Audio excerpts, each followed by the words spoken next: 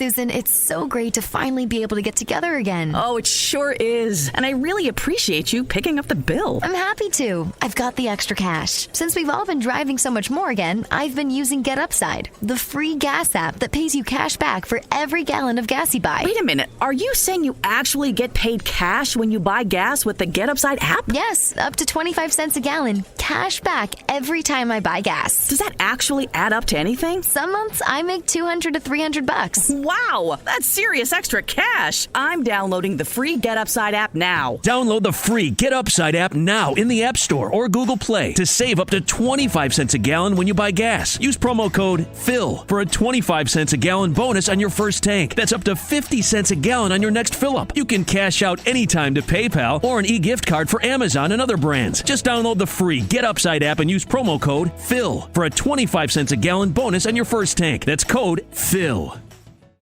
The following show contains adult content. It's not our intent to offend anyone, but we want to inform you that if you are a child under the age of 18 or get offended easily, this next show may not be for you. The content, opinions, and subject matter of these shows are solely the choice of your show hosts and their guests, and not those of the Entertainment Network or any affiliated stations. Any comments or inquiries should be directed to those show hosts. Thank you for listening.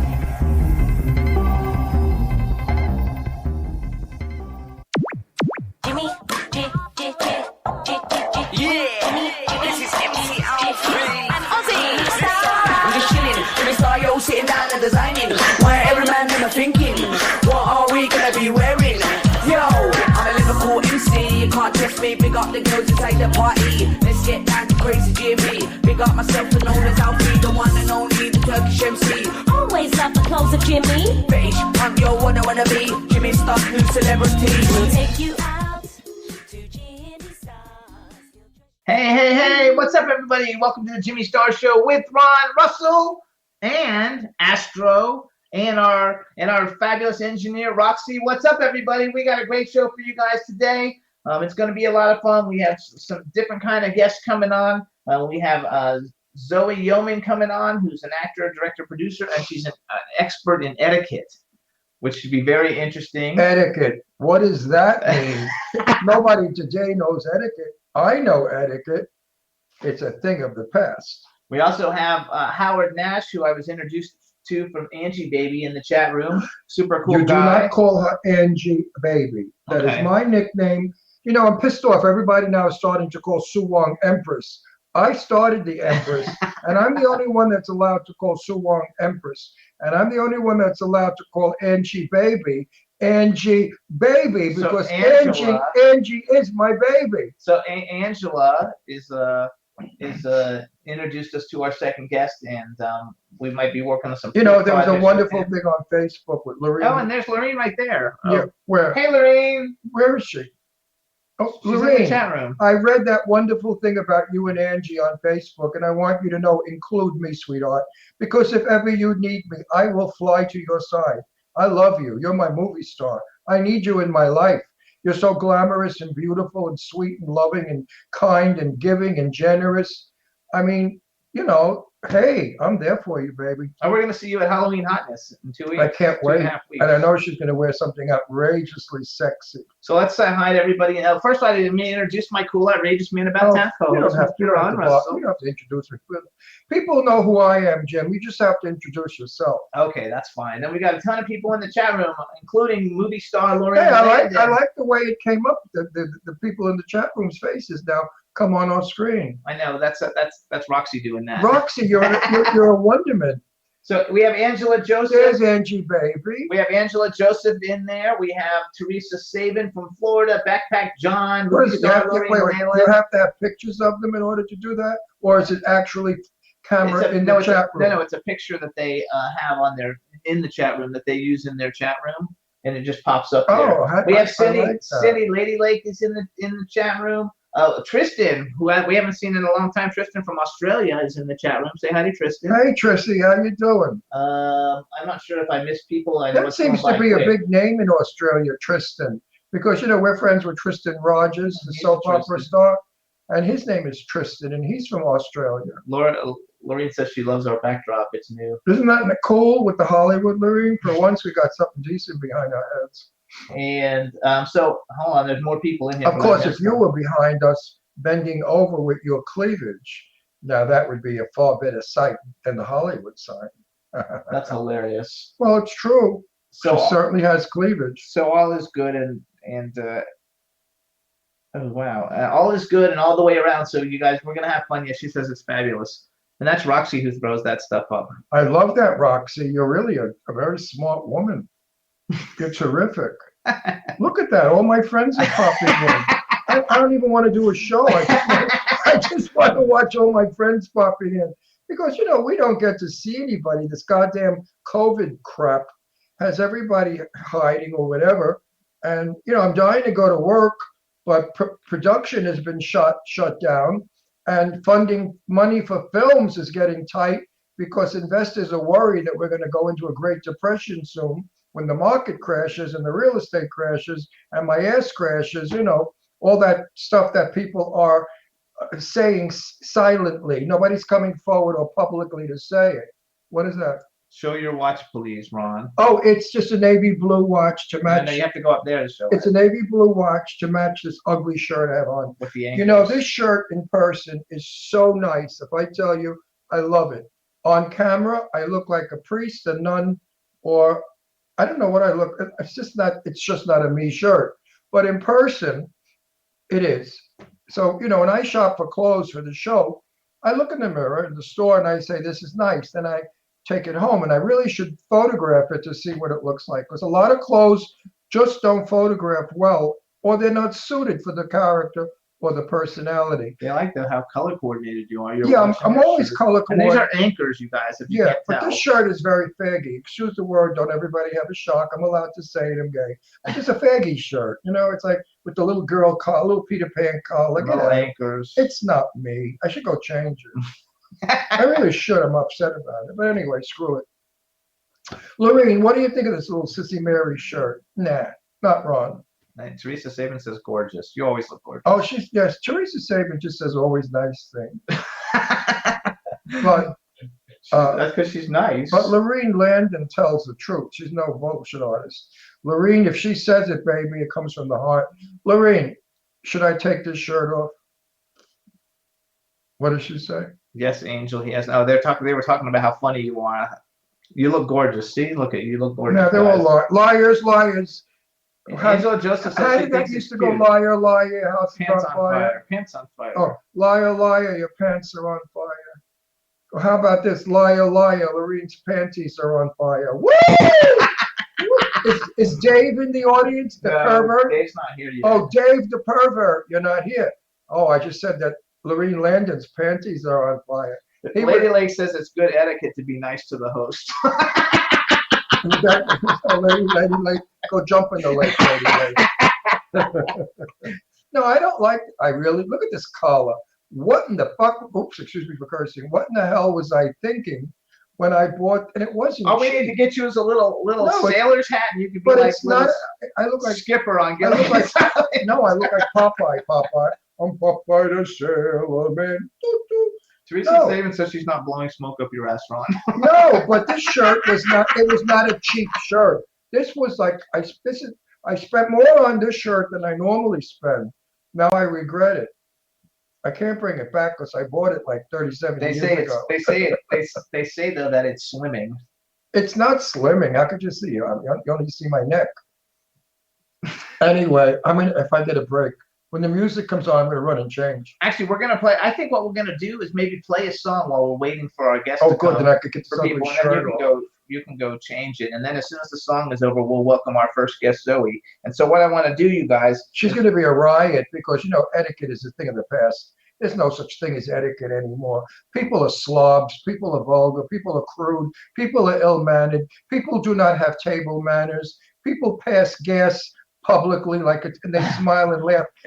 Isn't that funny? I just listen. Farted. Angela Joseph says you need a yacht to go with the shirt, and Lorraine says you just need earrings. See, I told you. Lorraine tells it. I need earrings and false eyelashes. But you're more like Mr. Hal though than Skipper.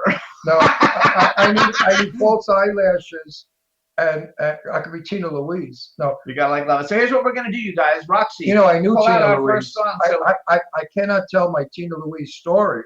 hang on, no, we don't have time right now. We Oh, I got go. it. Well, I Gotta just go. mentioned Tina Louise was at a party at my friend Lee Winkler and Perry Winkler's house up in Truesdale Estates. And I guess she had a little bit of too much of everything, and she kind of passed out on the coffee table. So they threw her in a cab, and they sent her home. And I said, that's terrible. Like, how is she going to get home stoned out of her face, drunk? They said, oh, the cab driver knows her. So he knows how to bring her home and bring her upstairs. And then we left and we went to the candy store on Rodeo Drive. The candy store used to be a disco, a private club. And I went with my whole movie star crowd. And we missed her, you know, because she was really a lot of fun. Actually, she was dating one of my friends at the time. Okay, so we want to welcome artist Miss Kim real quick. Here's what we're gonna do, Tina guys. Louise So we're we had talking about. April Rose Gabrielle, you guys. She came on our show and we saw her in concert. She got a a song right now out called "Do You." It's number 27 on the Billboard charts, and we're gonna play it real quick. And then when we come back, we're gonna welcome our first guest, Zeo Yeoman. So go ahead, Roxy, see what you can do. Let's get it going, everybody. This is April Rose Gabrielle. Do you? My cousin. Do you know the way I feel? I hope so. I don't expect you to, 'cause all I say is just do you, babe. Do you know that I am asking while I'm telling? I am crying when I'm yelling, and I don't know how else to ask. If you will ever let yourself free. I don't believe you will, but do you think the same of me? Oh, I'm so done with over dramatics. Just wanna be boring, but then I won't act the way that I want to all of the time. Oh baby, be mine. Oh baby, be mine. You gotta know there's a look in your eye. Oh, do you see my? Do you see my? Do you see my? Do you know the way I love you? Don't know. I don't expect you to, 'cause all I say is just do you, babe. Do you know that I am thriving when I feel you, and I am living just to love you, and I don't know how else to ask. If you will ever say you love me, I don't believe you will. At least you're living honestly. Oh, I'm so done with fighting about it. Just wanna be simple, but then I can't act the way that I want to all of the time. Oh baby, be mine. Oh baby, be mine. You gotta know there's a look in your eye. Oh, do you see my? Do you see my? Do you see my? Do you know I wait up? Do you know you're worth it? Do you know I'll hold on? Do you know you're worth it?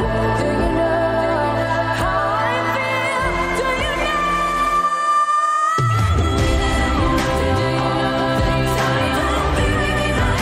baby, be mine. You gotta know do you see my?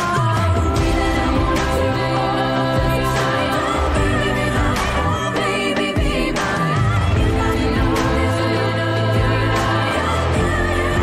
do you see mine? Yay! April Rose Gabrielle, you And I guys. can tell you a little story. My mother's maiden name was Gabriele, and we found out that her father or my great-great-grandfather and her great-grandfather were brothers, and they came over from Italy, and we are, I think, fourth or fifth cousins. And I love her. She's beautiful. She's sweet. And I thought, okay, that's enough. But when she was at Soho Johnny's event in New York and she sang, oh my God, she brought the house down. She moves, she sings, she's got style, class, beauty, a voice. I'm so proud of her. She's fabulous, you guys. And that song right now is it's one of the most Shazam songs in the country. Yeah, she's good. Well, she's going to be a big star. She's going to be the next Miley Cyrus. So you look handsome. Oh, I look bad. This is more me, like an old whore. You know, I like to look like an old. So we want to thank too, you guys, because this is our third week that we've been able to play music again, and a lot of that has to do with the fact that we brought Roxy on, and between the two of us, we figured out how to do it. So thank you, Roxy, and Angela Joseph also helped with that. So I want to thank both of you guys, and now we're going to bring in our first guest.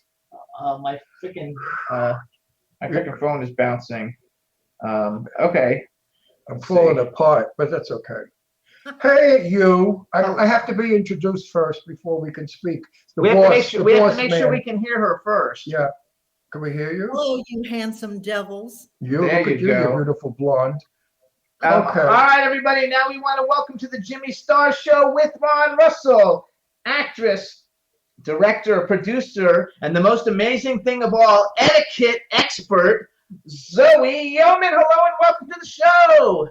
Well, thank you, Jimmy. Thank you. Nice to meet you, Ron. Yes, I can't wait to talk to you because the world has turned to garbage. As we know, there's no such thing as please, may I, would you like, can I do, hold a door, light a cigarette, slide a seat. Those days are gone, honey bunch. Well, hold on. Before we talk about that, though, before we want to do one other thing. Okay, why do you always interrupt me when I'm in our Because we always say hi to everybody before you start doing things. Why do we have to do it always the same way? Because I like to. I speak and then we say hi. So we're married. We have a chat room. You're like an old married couple. We are an old married couple. In a couple of weeks, we're celebrating our 10th anniversary. How I did it, I'll never know. So we have a chat room filled with people. Real quick, before you answer, just say hi to everybody in the chat room. They're excited. Hello, chatters. Thank you for the highs already. I appreciate it. It's nice to have you. Now may I speak? Now you can speak. Da Führer. Heil da Führer. Yes, I'm going to open up with this, and I'm going to throw it at you because you're going to go wild with it. Marilyn Monroe never wore a bra or a girdle. And when she walked, they said her ass was like Jell-O on springs. In my day, women wore girdles and bras, slips, and did not shake it. If their asses showed a crack or shook, oh my God, it was shocking. If the hemline was not the correct hemline that they dictated, you wouldn't go out. If you had a run in your stocking, oh my God, how embarrassing, you wouldn't go out. Now, what's the difference from then to today? You're preaching to the preacher. Like 100% on board with you, Ron. And it breaks my heart a little bit because I've been to the opera kind of like all over the country, and invariably I'll be sitting next to someone in jeans and a t-shirt or a sweatshirt. But this is how it is now. This is how it is. People get on the airplane, right, in their pajamas. Like my parents. I mean, that's not their minds if I had ever done that, right? That's not the worst thing I've ever seen. I was at theater and somebody seated 2 rows behind had a "fuck you Trump" t-shirt on to wear to the theater. I mean, first of all, it was vile that he was so disrespectful to the then president, which you don't do in my day. In my day, no matter how bad the president was, you simply discussed it intelligently and said, I don't care for his politics. But you never went and called his wife a whore and that he was a disgusting pig. I mean, now they're calling Biden a moron, a brain-dead asshole. I mean, they're saying the most dreadful things about Biden. What has happened to the etiquette of the American public? Well, I think the kind of the casual nature of how things are these days, the kind of laissez-faire, say what you want, be free, it's all good, don't be repressed. It's it's okay to speak your mind, however vulgar and however loudly you'd like. And that's just kind of what we've come to. And this hasn't just happened. I mean, this has been a kind of a downhill slide since like the 50s. No, not the 50s. I'm from the 50s. I'm older than you are. I'm 81. So I came up wartime, and I was a teenager in the 50s.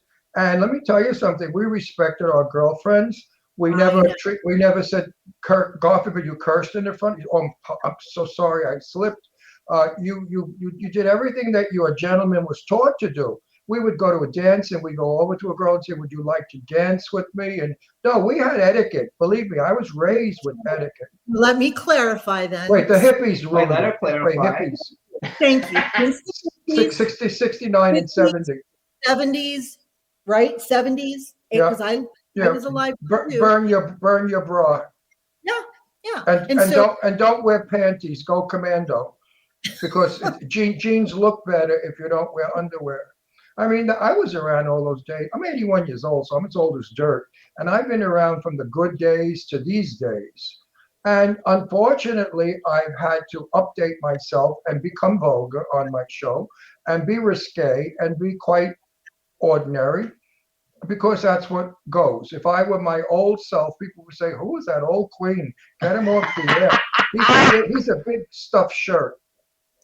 Well, I had to write an interview recently, a review recently, and I'm thinking about taking it down because I was so angry about the way the man treated me. He told me to shut my mouth. Who said that? This guy. Kick him in the balls. Customer service guy. Kick him in the balls. I was complaining. He told me to shut my mouth, and I could say worse about what he called me. What did he call you? I like it. No, we're unfiltered and uncensored. He called me a bitch, and I told him, well, you don't know me well enough to call me that name. Right. But, so on and so forth. And it went back and forth. It went. And I wasn't really exactly happy. Yes, Teresa. He was awful. And I'm getting ready to call his boss today. No, the favorite word today that men love to call women is UNT. Put a C in front of it. Which is super disrespectful. That's their favorite word. Oh, they love that. Look at that over there. She's a real That word is used more than I love you. Things have changed. We'll agree that things have changed greatly. So I think, for me, in my generation, because I'm a little older, I think that the whole downfall. Not older than I. I know I'm a different age than you, but I think the downfall of etiquette, because like when I was a kid, like we went to cotillion, they taught you what forks you use, how to dance, how to ask a lady. And everybody went to cotillion. It wasn't like I wasn't like privileged. I went also. I grew up middle class, but I think that the downfall of everything happened when they changed everything, where Fridays were casual Fridays. And the beginning of casual Fridays was the beginning of the downfall of the world. Where people stopped wearing suits on Fridays. And then all of a sudden it just got worse and worse. Like we were at the mall the other day and there was like a young kid in front of us and his pants literally were down like to his knees. And you could see his underwear and he's like walking around the mall like that. And I was like, in my day, and I'm not a prude, but like I would never walk around like that. Listen, when I went to cotillion dances, She knows what that is, right? You know what a cotillion is. In our day, a cotillion was where they taught young men how to ask a girl to dance, and you learned how to dance. It was cotillion. I found it very easy. Abraham Lincoln didn't. He had a little difficulty with asking girls to dance, so I went over and I helped Abe out. It's a joke. So you have to do a ha ha ha. She's laughing. No, anyway, seriously. So I want to hear from her a little bit. I know, but I want to feed her. No, I don't want to feed her yet. I want to charge her up because I know in this woman there is fury, and she's not giving it to me. Listen, I interviewed over 4,000 people for 20-something years. I know how to get out of my people what I want. This lady has so much to say, but she's being politically correct because she's afraid of what the public is going to say. No, she's not afraid. I want to get her going. Am I getting you going, Zoe? Spewed it out, honey. Spewed it out. Wait, did you Let her talk. You can't. One more thing. These fat slobs with tattoos, their asses hanging out. Girls I see in the mall. Fat asses like hippos. And they got the nerve to put tattoos all over their asses so you can really see it good. And they are in skin-tight, stretched elastic pants. And as they walk, their asses move exactly like a hippo's ass when it used to be behind a hippo walking. Listen, I am the ultimate diplomat, but we also we all know I'm not. et cetera, are a privilege. They're not a right. And there are things that people forget in public that they were either never taught, don't believe are important, are worried about what their friends are going to think or say, and especially the younger kids who have peer pressure. So, there's a lot to this. There's a lot underneath it. And sometimes it simmers and boils and we act out in public because we're just tired of it. We've had enough. And then there are times where we just decide to take the high road. We decide to take care of someone else. We decide to make it okay. So we hold the door, and then 17 people walk by. That so happens. That happens all the time. That is true. You're still holding the door because you're that kind of person. And you know what? God sees it. It's all good.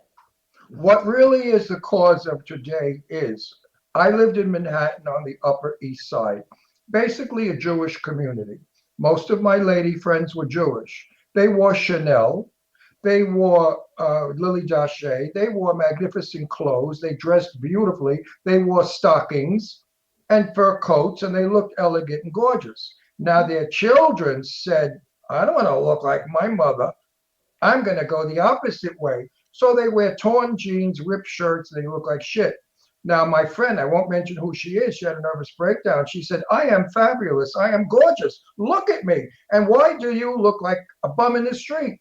And the daughter said, because I don't want to be you. I want to be me. That's sad. But that's true. It's a fact.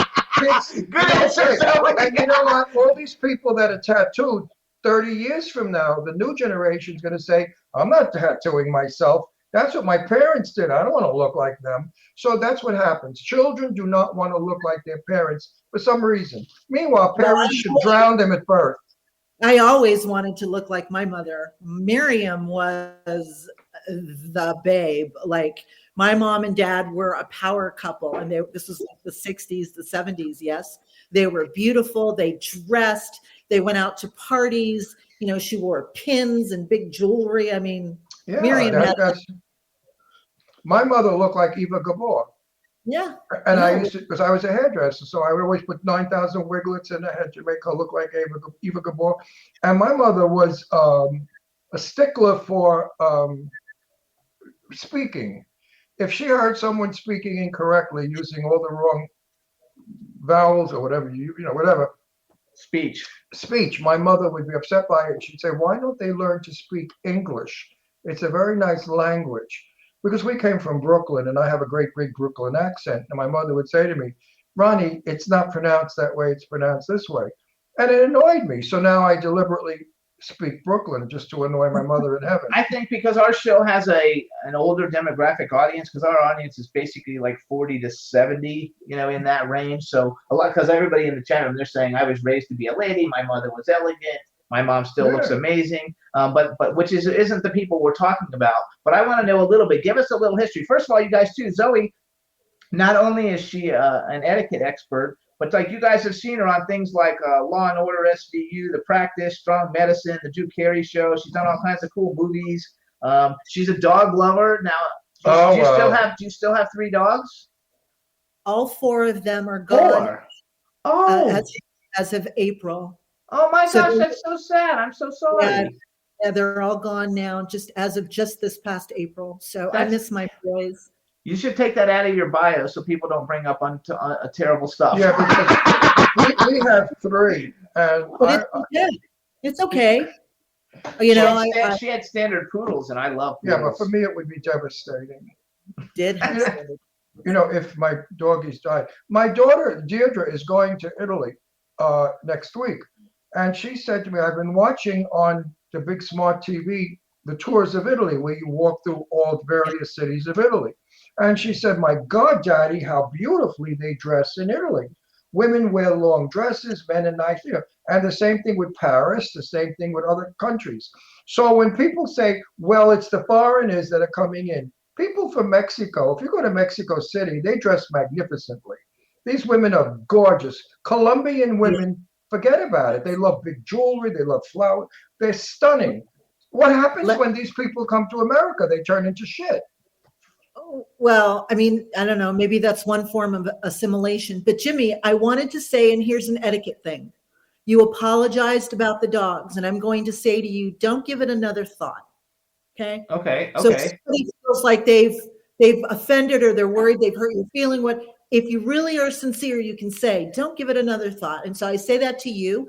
IMDb, you cannot change your biography. So once you put something in there, it's there. But I am a huge animal lover. I've had dogs. I had horse. It's just it's. Tell us lovely. where are you? Like, tell us where you are. You look like you're in like New Mexico or something, or Arizona or something. I'm in New Mexico. Yes. Do you like from your decor? Yes, from your decor. I guess that. Yes, it's beautiful. Where are you in Santa Fe? No, not today. Today I'm in Albuquerque. Because I love Santa Fe. Yes, don't we though? It's a beautiful. It's gorgeous, but who can afford it? Well, I love the Southwest, and I love do Palm Springs, and I'm a Southwest girl now. It suits me. I think it's fabulous. fabulous. No, I could be a Southwest boy because I love Santa Fe. I stayed there for a period of time with a good friend of mine, and we went this is like 20 years ago. We went real estate hunting, and the prices then were 7, 8, 900,000.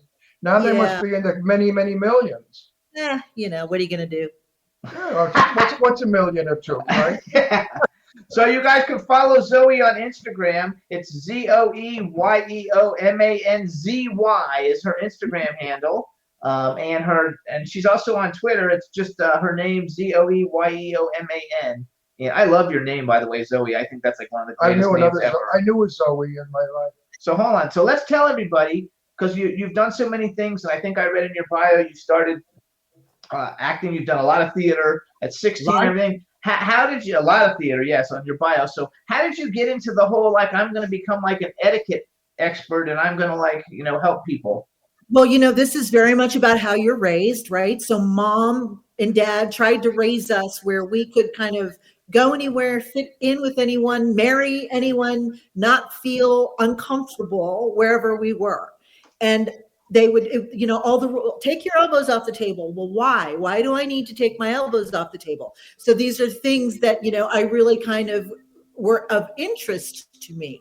And so I started my own etiquette concern. I had a business for almost 15 years. And I taught 2.5-year-olds how to use their napkin and where to put their napkin. And then I worked with big Fortune companies, Hershey's and Boeing and big companies, teaching their vice presidents and their upper management folks. So it's just something that I'm fascinated by, and it's in everything. Do they think you're a little weird? Because the people you're trying to teach, because if I go on my pedestal and start to preach this, people say, oh, shut up. That was yesterday. You're an old man. That doesn't happen anymore. Get out of the past. And the answer is no, I don't care, because people tell me I'm fabulous all the time, and they're right. I am fabulous, right? And my friends love me. Like one of my girlfriends was like, oh, what do you think of my new shirt? And I said, that's not a shirt, Michelle, that's a blouse. And she still to this day brings that up and we laugh about it.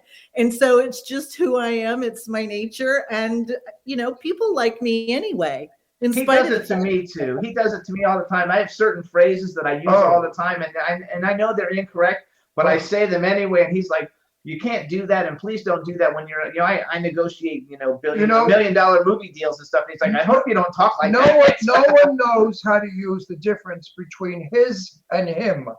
And that drives me nuts when they use him instead of his or his instead of him. And I just say to myself, I cringe, because to me, it's total illiteracy. It's not speaking the English language, although I don't really speak well anymore because I don't. If I speak like I'm speaking now, they say, oh, you're gay, because I sound gay. So if I speak with a Brooklyn accent, they don't know that I'm gay. They think I'm some tough, wise guy from Brooklyn. So you see, it's how you speak and present yourself. And young people don't get it. That when you go for a job interview, you put your best foot forward, you dress beautifully, you groom yourself, and you speak intelligently and clearly, and then you'll get the job.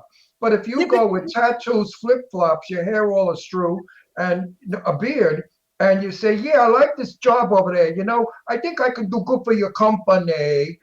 Well, think about the people who are having to go out there and date right now. Oh, my daughters date. I'm 29 years married. You guys have been together for 10 now, married. I mean, think if you were having to go out there and actually date. Like my daughters are single. My one is 52, the other one's 46, and they're very successful business women. They hold their own. They don't need a man for support or anything. And my daughter Leslie was first one up Miss America. She looks like Grace Kelly. So I'm not selling dogs over here. I'm not selling ugly broads. My daughters both are very beautiful. And the men out there, she said, are just not worth it because they're not men anymore. They're boys. And they don't know how to treat a lady because my daughters were raised to be treated like ladies. So it's difficult for women of quality today to meet men of quality. Angela Joseph says, Zoe, this is why I'm single and I have a petting zoo. She's single. She's got, you know why she's single? She's tired. She's got 38 children. I mean, all the kids she's got. Of course, I didn't have time to date. Angie, I would date you. I love Angie, by the way. My husband back in the day when people still dated and called and all that good stuff. And wow, it's strange. I have a question then, because we were in New York in May and we were at a diner. So when I was a kid and I was in high school, no matter what job I applied for, I put on a suit. Doesn't matter. I went to a movie theater, I put on a suit. If I went and applied at Arby's, I put on a suit. To look good and presentable. So like this kid came in with like his hair all nappy. We were at a diner. I get it's a diner maybe, but he had a big backpack on his shoulders and he had ripped jeans and a t-shirt that was dirty and he asked for a job, and he had a phone and he had an expensive phone and expensive sneakers and everything. So it wasn't like he was poor, but that's how he went to apply for the job and they immediately said no. But like, do you think that like nowadays no, he didn't get it. They don't teach that. I don't know that they teach that like kids to dress up and look your best. If you're going to go try and get a job, even when they get out of college, they don't do it. Wait, let her answer my thing. Still going on? No, I want her to talk. I want her to answer. But I want to say something more interesting. I hear you. No, go. I hear you 100%. And I would actually say that if you showed up at any number, especially like IT jobs and software jobs, you best not wear a suit because they don't think you're creative now, right? So you have to. That's terrible. Okay, there was a time I would go when I lived in Manhattan. We would go to dinner at Le Cirque. Okay, when you went to Le Cirque, you wore a tie and a jacket, and a lady wore a beautiful dress, and the room was the most elegant room. Then suddenly, nobody was going anymore to Le Cirque because we were getting old. Nobody could make it. Everybody had arthritis. They were half dead. All the old people from the Upper East Side were croaking. So the young people started to go to Le Cirque, and they said to, I forgot his name, the owner, but they said to him, oh, we don't want to wear jackets. So you know what he did? He made a room especially for the slobs to go and eat. And then the other room was for the elegant people. Well, there were 3 people in the elegant side and 100 people on the slob side. And guess what? Le Cirque is no longer there. So you people have lost out on the most elegant dining in the country with the best food in the most beautiful room with service that was unbelievable. You were treated like kings and queens. You did it by being slobs. You've put all of the great New York restaurants out of business. Yeah. I think the last bastion for me personally, I might have been born too late. But anyway, I joined when I moved to Beverly Hills, when I moved to LA, I joined the Friars Club because I was super excited. This was in 2000. I was super excited about actually getting to sit down with Sid Charisse and everybody. Suzanne Plachette and Don Rickles and Red Buttons. I mean, they were all there. Milty was still alive. They were all there. And my husband and I used to go in there and we would have a ball with that generation. Had a ball. You're talking about my crowd, because I used to go there with Barbara Lux. Saul and Barbara Lux were members, and I was a guest all the time. And it's exactly as you said.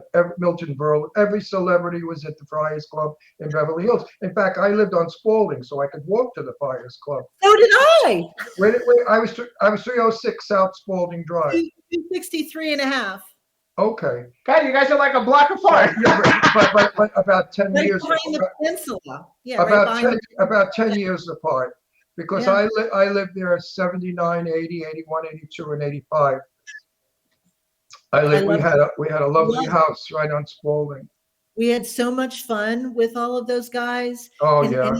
And we got treated so well. And, Yeah. we tried to bring the young comedians in. We did. Jeff Ross, would come and hang out and that was great. But so many of the younger people were not interested, even though we did everything we could to make it affordable for them to come in, for them to join.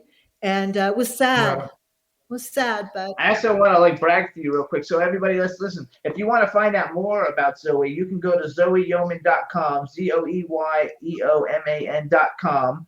And she's got a phenomenal body of work. And from what I understand by talking to Barry Rogers, which we'll give him a shout out since he introduced us. Hey, Barry, what's up? Barry's an awesome publicist. He better than you? Well, nobody's better than me, but he's second. He's a great guy. Barry. No, he's a great guy. I feel really honored to call Jimmy him has friend. a bit of a problem.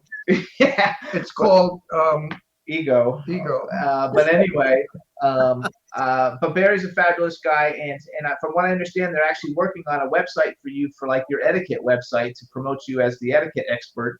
And so since you're an actor and you've been in all these cool things, and almost everybody in our chat room is in the entertainment industry, why don't you give us, because I just read an article that you did with I don't know who, Hollywood Times or somebody, and you were giving examples of things not to do when you're on set, especially if you're an extra or something. Oh, go away with this one. I'm keeping my mouth shut. Well, first of all, I'm shutting up. Yeah, because he does everything wrong. No, I don't do everything wrong.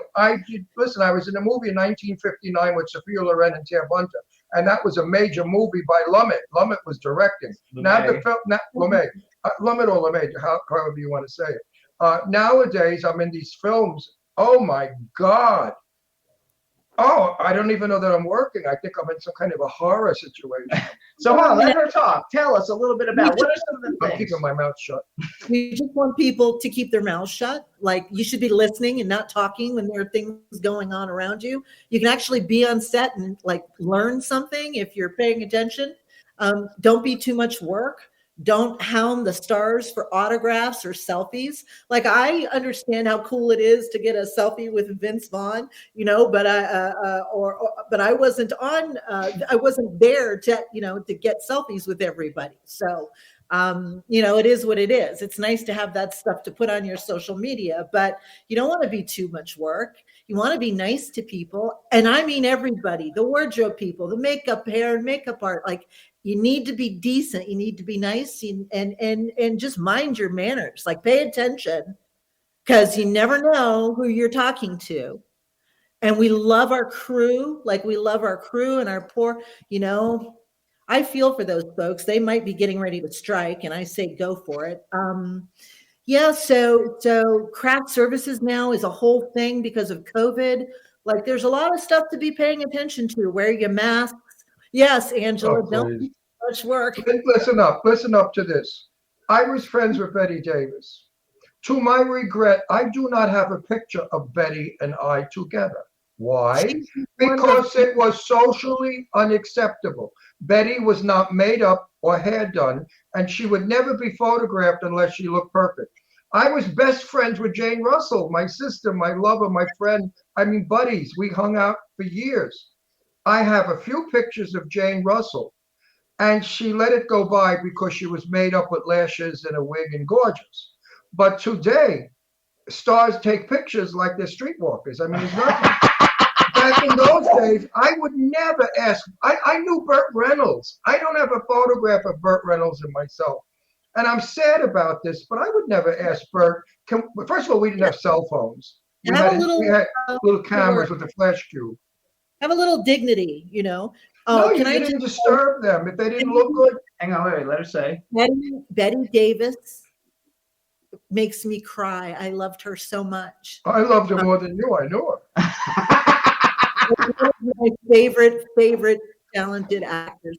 We could talk forever, like the three of us, I think. Well, my audience likes name dropping, so I like to do a lot of that.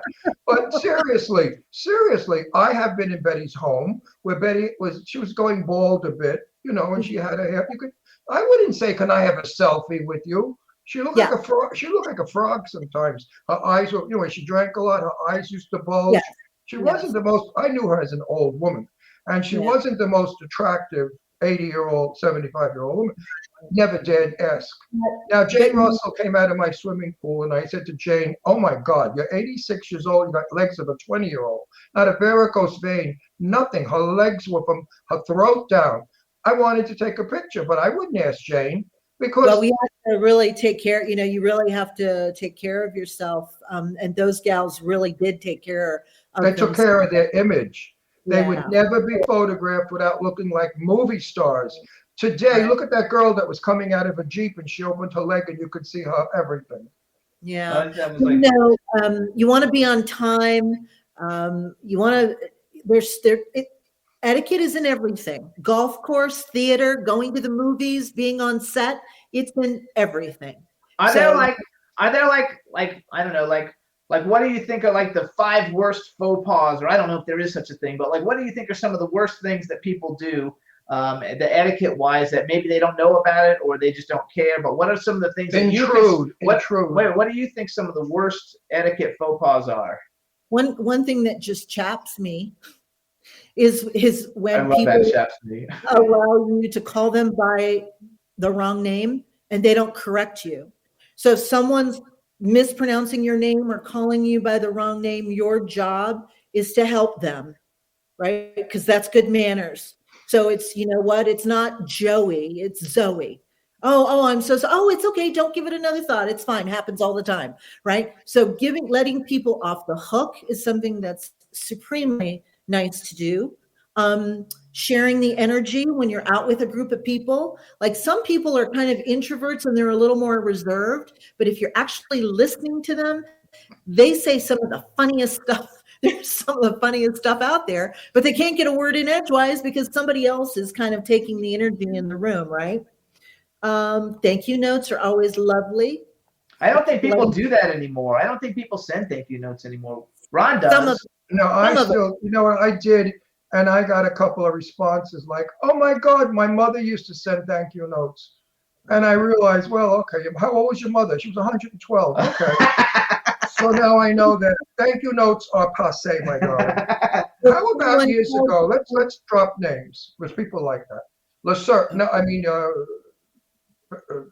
La Dome.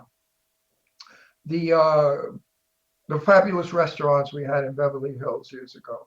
Do you remember when we went to those restaurants, what an affair it was, what a day it was or night?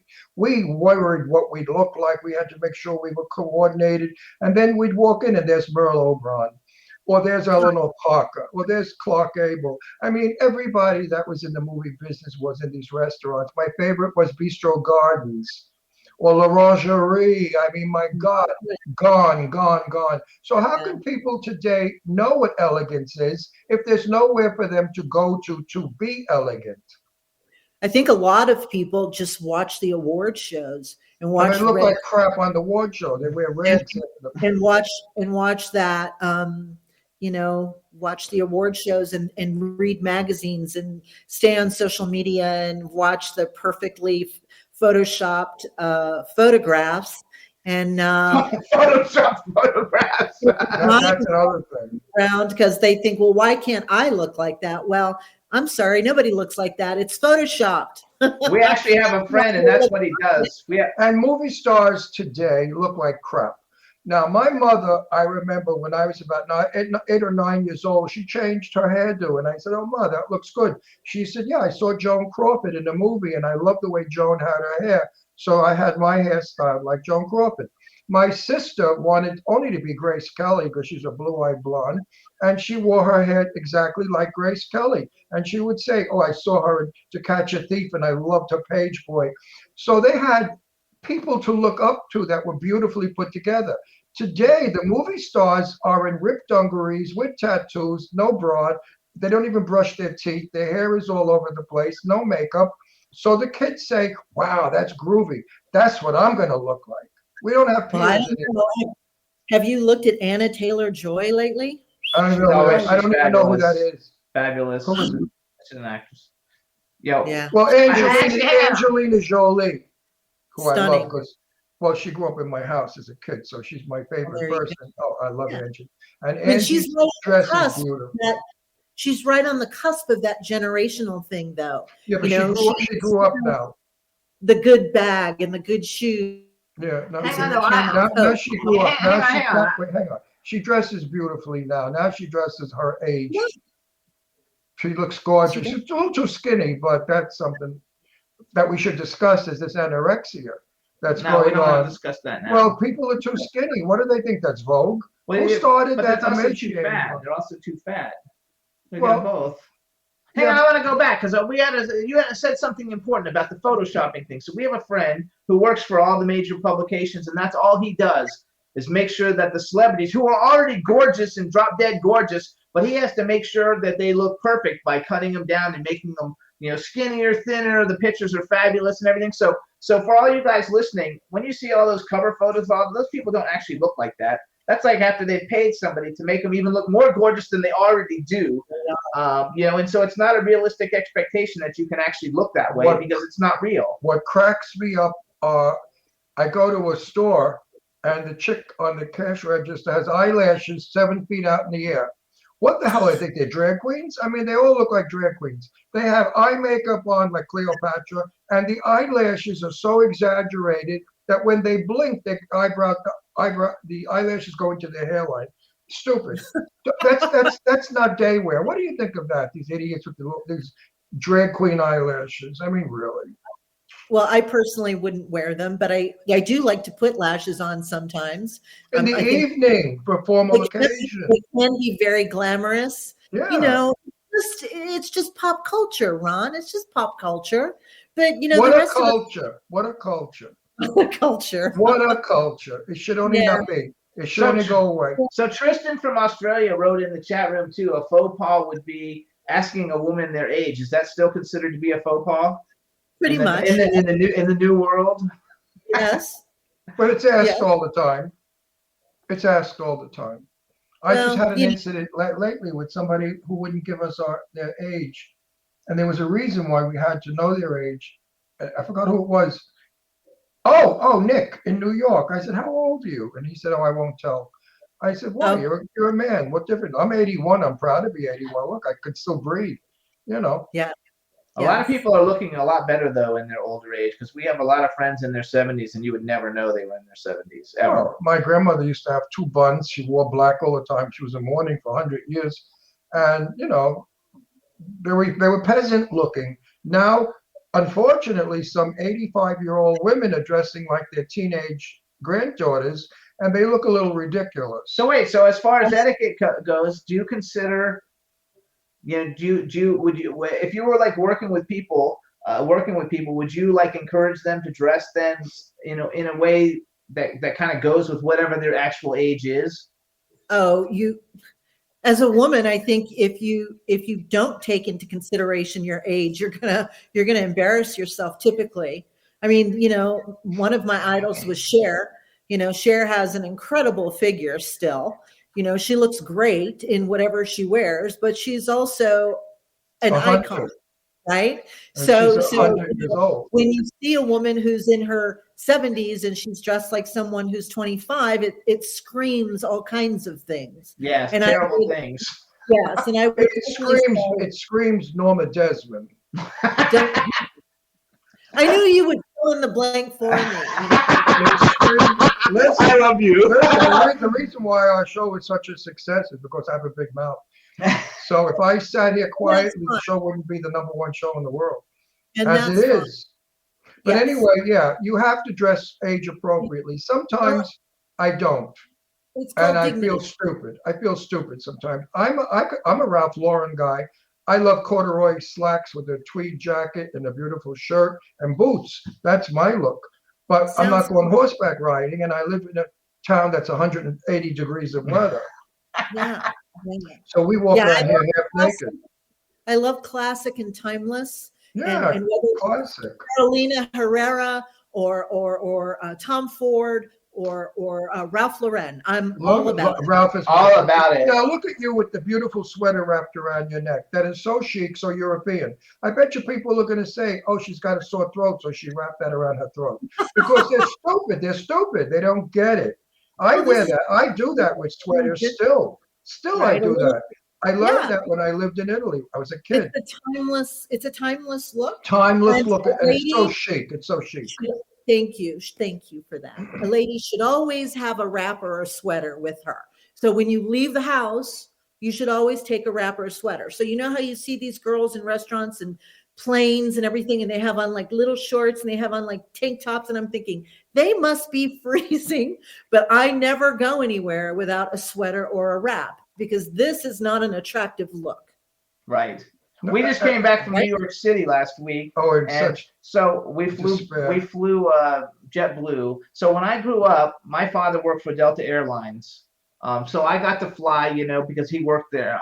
And I had never flown anything but first class. But the rules to fly, if you worked for the airlines, was you had to wear a coat and tie. So anytime I ever was on the plane, I had to wear a coat and tie. Now you go on the plane and people like And their underwear. It's really scary what they wear.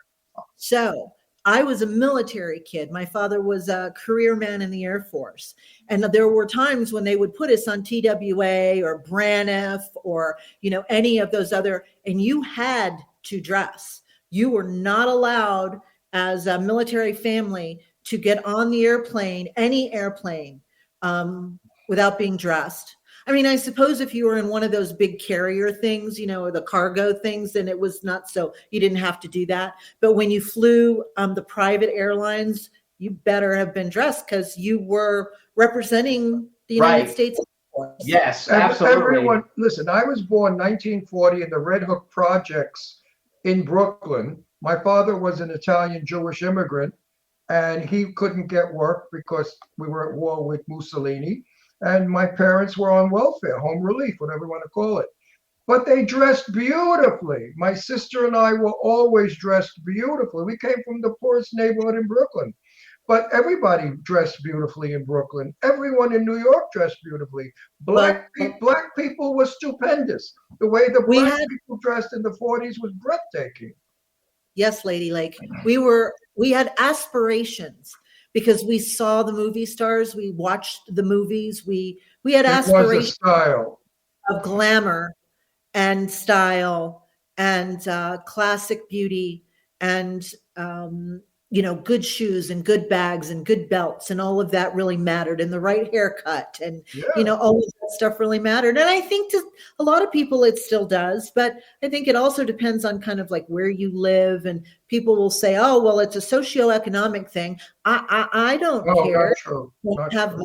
You can still present really well regardless of. Yeah, we lived in the city projects. We were poor.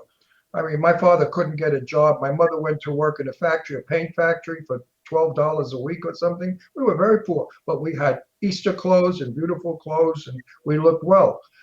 You can dress nicely. It doesn't mean you're poor. It doesn't have to be expensive. No, it doesn't have to be expensive. No, it you may only have one outfit, but it was a good outfit. And I will tell you that the guy who walks into the bank with the cowboy hat on and he's filthy and he's got the boots that have been in the mud, he's the guy with the money. So don't presume that just because somebody isn't dressed maybe to the nines, that they're not, everybody deserves respect.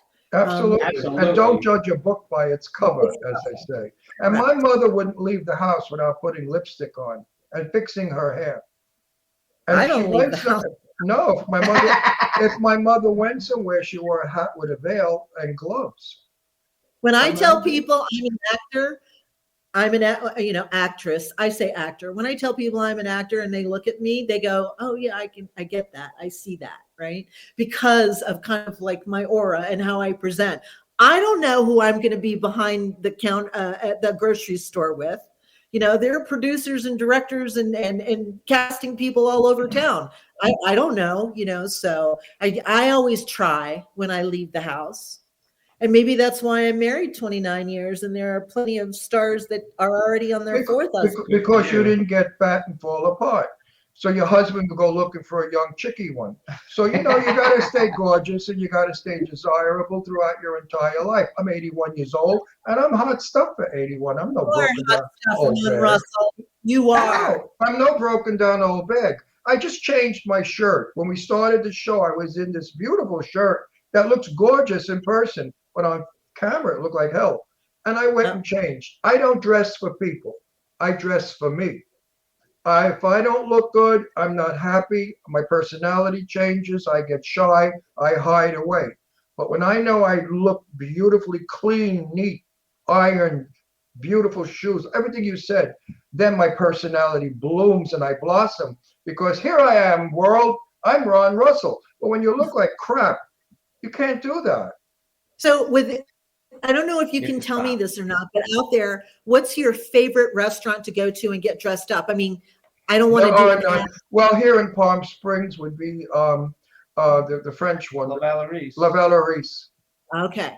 But they still don't dress up there because I was there with, and what's his name was eating, the famous singer. Barry Manilow. And he looked like he just dug up with the yard, and so did his lover, his husband. They look like crap. So they were at La Valerie, and it's no longer the.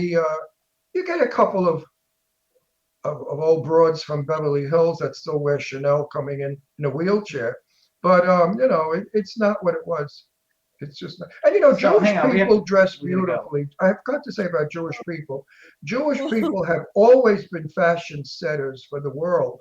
I mean, all the great designers, women were Jewish, and Jewish neighborhoods, you never saw shanty anything. People were chic and fabulous. We have a movie star friend we got to go to, but we have a movie star friend. Oh, I love her. We'll bring her back. We have a movie star friend in the chat room, Lorraine Landon, and everywhere she goes, she always looks like $1 million. Stunning. Marilyn Monroe couldn't live up to her. Lorraine Landon is one of the most stunning looking women. I call her my movie star. I didn't even call her Lorraine.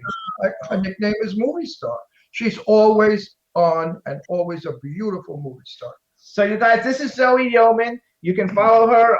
Her Instagram is ZeoYeomanzy. Her Twitter is ZeoYeoman, and it's ZeoYeoman.com for her website. We're going to bring her back. Maybe when you launch your Etiquette website, we'll come back because everybody loved this. Definitely. And I hope that you and I and Jimmy got something out there to somebody who heard us and said, you know what? Maybe I'm going to try to do better. I hope we have helped somebody today. And if you want to coach, you got her here. You're fabulous.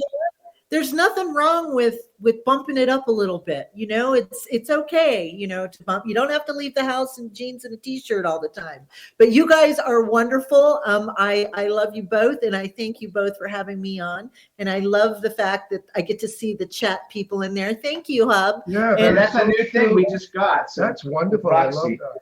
So then we want to again thank Barry Rogers for introducing us. We will have you come back later on in the year, and it's been a pleasure. And thank you so much for coming. And people should follow you, and they should watch what you do and what you say, because you can maybe bring back a time when human beings felt special. We didn't have problems. We didn't feel less than what we are as today. Today, everybody, poor me, I want it for free. It doesn't come for free, folks. Nothing is free in this world. You want to look good, you got to work, buy clothes, look good, pays off in the end. The mirror doesn't lie.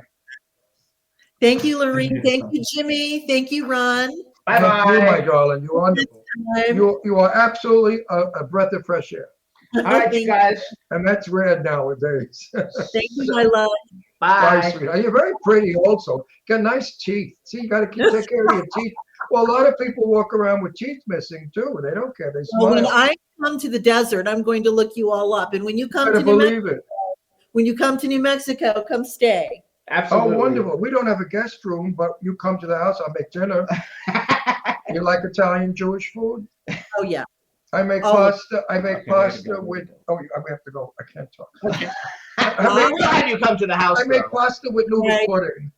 Be good. Be good, you two. Bye. Thank you. Bye, sweetheart. All right, so you guys, we're gonna take a quick music break, and then we're gonna bring on our next guest, Howard Nash. Before we bring on the music breaks, with Roxy, you can get Guardrail ready. It's a short song. You can hear us, you guys, on iHeartRadio, Apple Podcasts, iTunes, Spotify, Amazon Music, YouTube, Google Podcasts, Radio Public, TuneIn, Pandora, and Amazon Prime. This is Ryan Casada's brand new single, Guardrail. I freaking love it. I hope you guys love it. And when we come back, we're gonna bring our next guest, Howard Nash, on the show.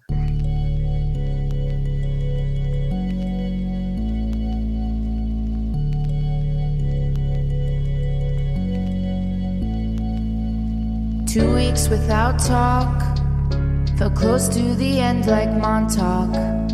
Said I'd drive over the guardrail for you. Crashed my car into the ocean after a fit and an anger explosion. Said I wouldn't come up for air, told you that I didn't care. No, that's not true, just wanted you closer. Still looking in the rear view, so sorry that I scared you. Know I get real twisted in the head sometimes, it's true. Wondering how I get on without you. All I see is black and dark blue. Baby girl always came to the rescue, crying on the floor in the bathroom. Said you can't play this anymore, go and fight your own war. So I sank deep, wrestling in my sleep. My talk is cheap, you better go on without me. I'll light the candle, I'll be up when you call me back. Too much to handle, but don't say you don't want me back, girl. Baby, I'm sinking, got me wishing, wishful thinking. Oh no, baby, I'm sinking, wishful think. Don't say you don't want me back.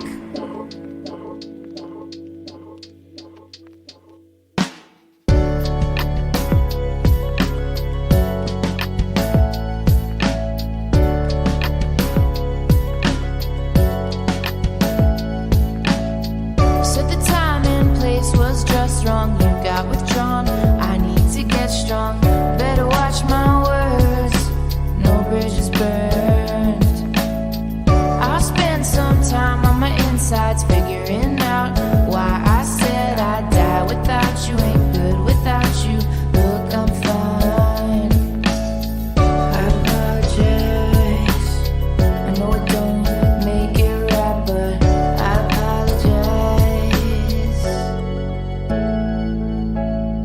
I'll light the candle, I'll be up when you call me back. Too much to handle, but don't say you don't want me back, girl. Baby, I'm sinking, got me wishing, wishful thinking. Oh no, baby, I'm sinking, wishful think. Don't say you don't want me back.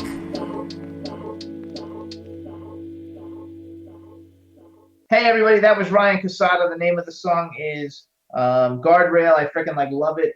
It's really, no really baloney, good. folks. The honest truth. Soothing, calming, good lyrics, beautiful music.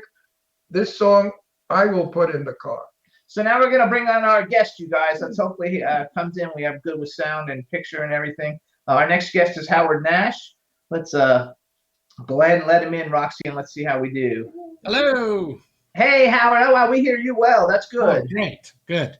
All right. I love it. All right. Let's do a formal introduction for you then. Hey, everybody. Now we want to welcome to the Jimmy Star Show with Ron Russell, actor, writer, producer, Howard Nash. Hello and welcome to the show. Thank you, sirs. Thank you.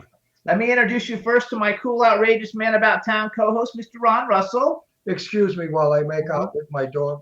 How How are you? How are you? How are you? Nice Welcome. to meet you, sirs. Welcome to Bedlam. Thank you. I'm Jimmy Star, which we already know because we've talked several times. And now we have a chat room filled with people. So say hi to everybody in the chat room. Hi, everybody. And then you got to say a special hi because Angela Joseph is in there. So say hi to Angela. Yes, absolutely. Hi, Angela. Yay. Angela, when are you coming to California? I thought you were coming in soon. Oh, I don't know. She's Answer me on this. Just take the. Well, she doesn't answer there. She answers here, and then Roxy throws it up there. Okay. She just wrote "Hello, Howard." Are you going to Churchill's movie red carpet? Anyway, so let's go back to you, Howard. So first of all, where are you? Where are you located? I am located just outside of Tampa, Florida. I was born and bred in New York City. I moved here about a year and a half ago, and it's not quite Tampa, but it's great. Nice big house with a swimming pool, and I could pretend it's Beverly Hills at 10% of the cost.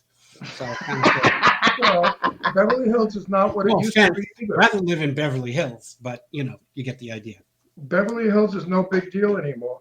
It's actually low cost housing. Because no, seriously, we have a friend of ours that's putting her house up for $100 million, and it's off of It's off of Las Vegas. So yeah. Beverly Hills is not the most expensive place to live any longer. That's unfortunate. I feel badly for her. It's too bad. I feel bad for everybody that can get that kind of money. Someday. So you guys, I lived in Boca for years, and my first house in Boca was $36,000, and it was palatial, and I had a pool, and it was gorgeous. The country club was fabulous. I understand that has gone up considerably now. Also, yes. Real estate in Florida is shooting up. Yes, and I love Boca. I love Tremontes. Try to go there every time I'm there. It's a beautiful place, great restaurant. So I'm actually that must have come after I moved out. So he's from New York and I'm from Florida. So we kind of like got both. I'm from Brooklyn. Never say New York. I'm from Brooklyn. Where are you from in New York then? I was from the Bronx originally. The Bronx boy. Oh, I've heard that before. Well, the Jewish people say Bronx. Don't you remember? Aren't you Jewish? He's not old enough to know that. You're Jewish, right? Yes, but I never heard that one. Learn to speak Bronxy. You shouldn't live so long. You should live so long, darling. I have to have a sibilant eth or something, I think, if I'm from the Bronx. Anyway, Happy New Year. Thank you. I'm supposed to say happy, but yeah. Well, I say happy because we're very unhappy in our country right now, and I like the word happy. It's a good word. How about solemn? Solemn New Year. No. Happy. May all we Jews be happy and never hurt again by anybody that is mean and awful. I agree. That's it. So let's talk about. Just leave the Jews alone. We don't bother anybody. So listen up, you guys. You can follow Howard on Twitter. He's at Howard Nash with the number 5 afterward. HOWARDNASH 5. He's actor, writer, producer. I think so. I went through your IMDb and actually you're probably known much more as a writer and really as a producer because you produced some phenomenal things. We're going to talk about some of those things today. Let's get to know him first. Then we'll do the commercial. I always say that. I want to know who this guy is. He seems to be a nice fella. And he's from the Bronx. So anybody from the Bronx has got to be okay in my book. Thank you. Also the projects. Oh, I was Red Hook Projects. What projects were you? It was the Castle Hill projects. Oh, I know Castle Hill in the Bronx. Sure. Yeah. Remember the Fordham Baldies, the gang? Oh yeah, I actually forgot about them until I saw the movie, The Wanderers. And I remember those guys. Everybody was so afraid of the Fordham Baldies. They used to come down to Manhattan and beat everybody up and rob them, they were just terrible people. Bronx has changed a lot. Remember the beautiful Bronx Zoo? Mm-hmm. You can't go there now. You need a shotgun if you're going to go because what's surrounding the Bronx Zoo is like a war zone. Is that still that way, or have they cleaned it up? No, well, haven't been there in years, but I had very good memories. See, this is pathetic, but there's nowhere else in New York where you can go during the winter, into, that area, go into the atriums and and see palm trees. How pathetic is that?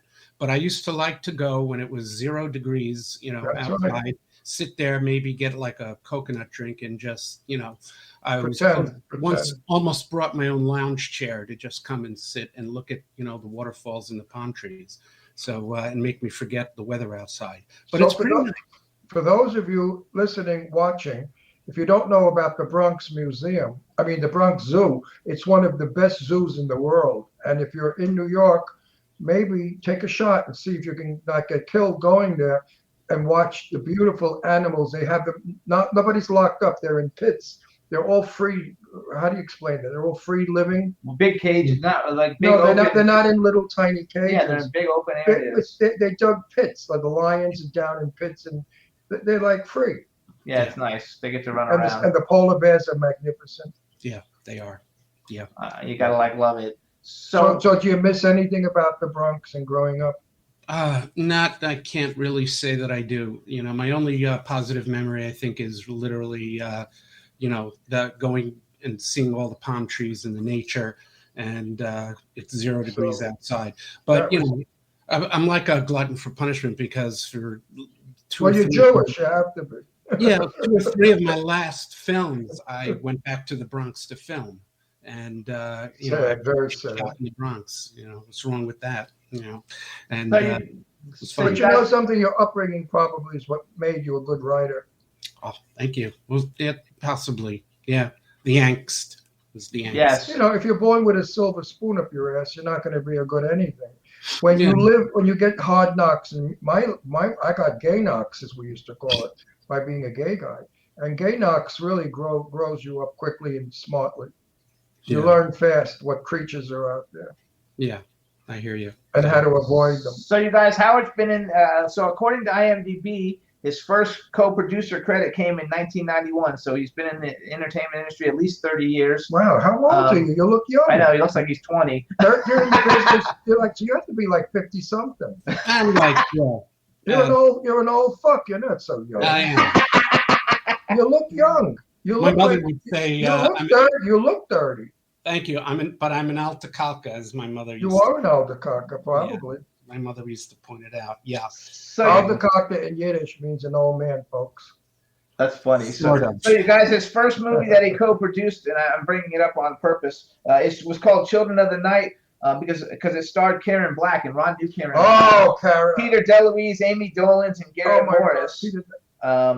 Karen Black. I had a date with her.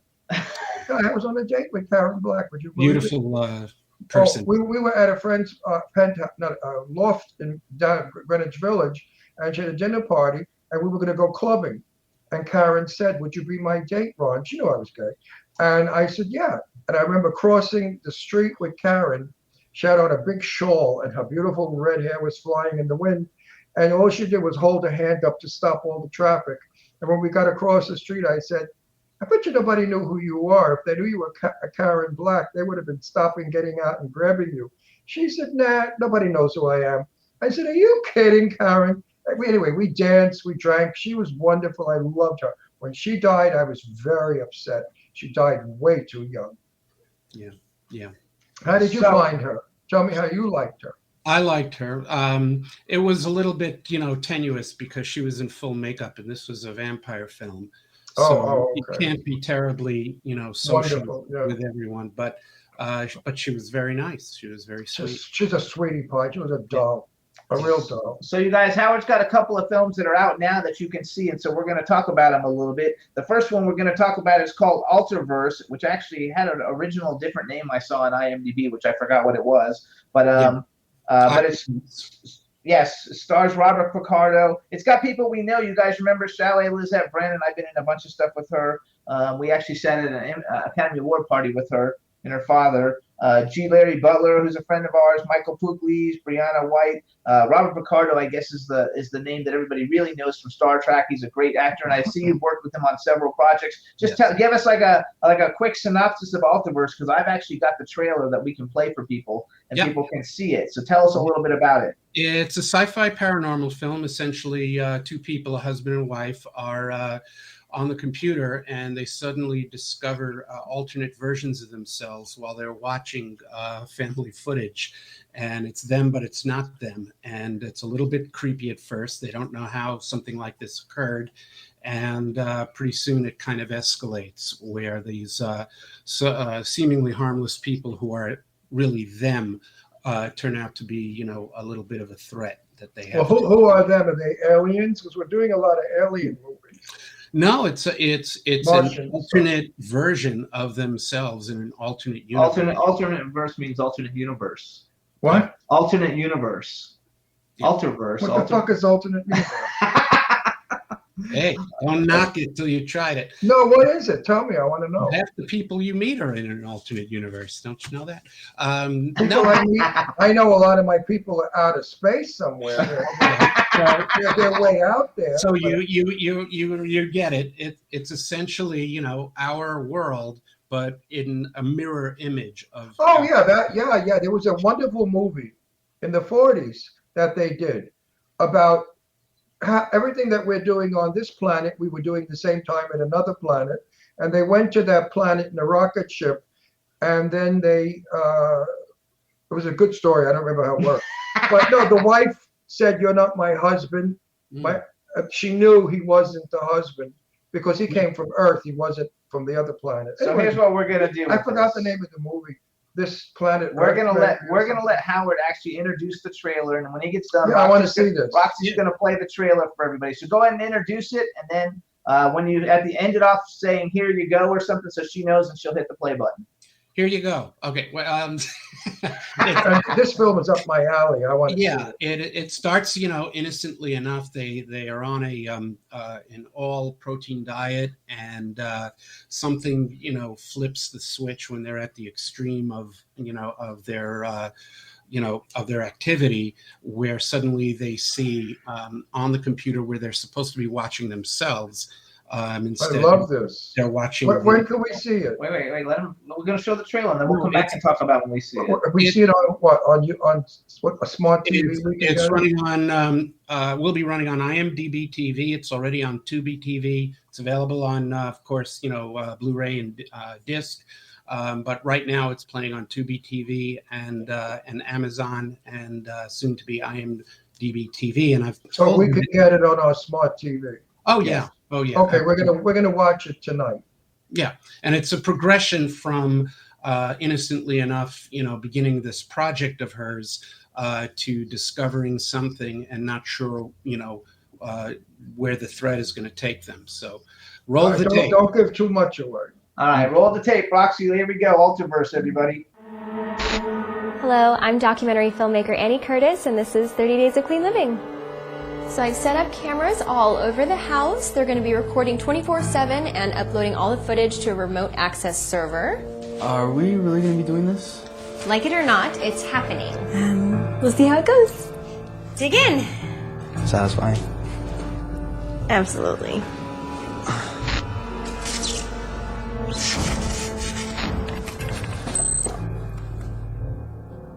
It just switches over, out of nowhere.